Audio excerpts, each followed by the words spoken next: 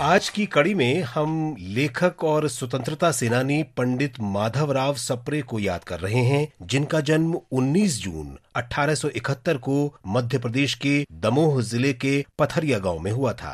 सप्रे स्वतंत्रता संग्राम के प्रति लोकमान्य बाल गंगाधर तिलक से प्रेरित थे। मेधावी छात्र सप्रे में हिंदी भाषा और साहित्य के लिए एक जुनून था। ब्रिटिश सरकार ने उन्हें सरकारी नौकरियों में उच्च पदों पर नियुक्ति के लिए आमंत्रित किया, लेकिन उन्होंने इन प्रस्तावों को ठुकरा दिया और इसके बजाय स्वतंत्रता संग्राम और हिंदी के प्रचार के लिए मामूली वेतन पर शिक्षक बनना स्वीकार किया। उन्होंने वर्ष 1900 में मासिक पत्र छत्तीसगढ़ मित्र का प्रकाशन शुरू किया।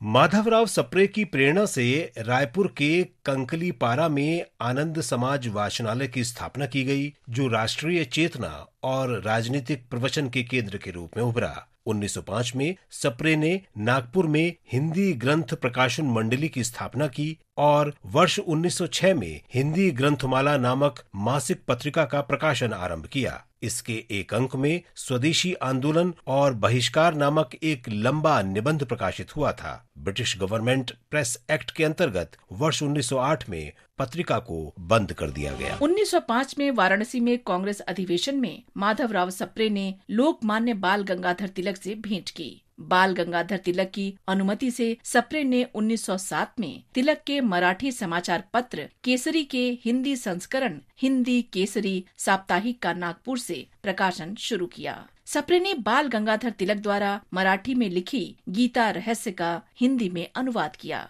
उन्हें हिंदी केसरी में काला पानी जैसे देशद्रोही लेख लिखने के आरोप में गिरफ्तार किया गया था। माधवराव सप्रे अस्पृश्यता को एक सामाजिक कलंक मानते थे। वे बालिका शिक्षा और महिला स्वतंत्रता के प्रबल समर्थक थे। वर्ष 1912 में उन्होंने रायपुर में जानकी देवी कन्या पाठशाला की स्थापना की। 1921 में गांधी जी के आह्वान पर उन्होंने रायपुर में राष्ट्रीय विद्यालय और अनाथालय की स्थापना की। सप्रे छत्तीसगढ़ के कई शहरों में अपने प्रवचनों के माध्यम से राजनीतिक जागरूकता पैदा करते रहे। वे 1924 में देहरादून में आयोजित अखिल भारतीय हिंदी साहित्य सम्मेलन के अध्यक्ष चुने गए। इस महान लेखक ने 23 अप्रैल 1926 को रायपुर में अंतिम सांस ली। आज हम गांधीवादी राष्ट्रवादी नानाभाई खांट को भी याद करते हैं, जो 19 जून 1947 को शहीद हो गए थे।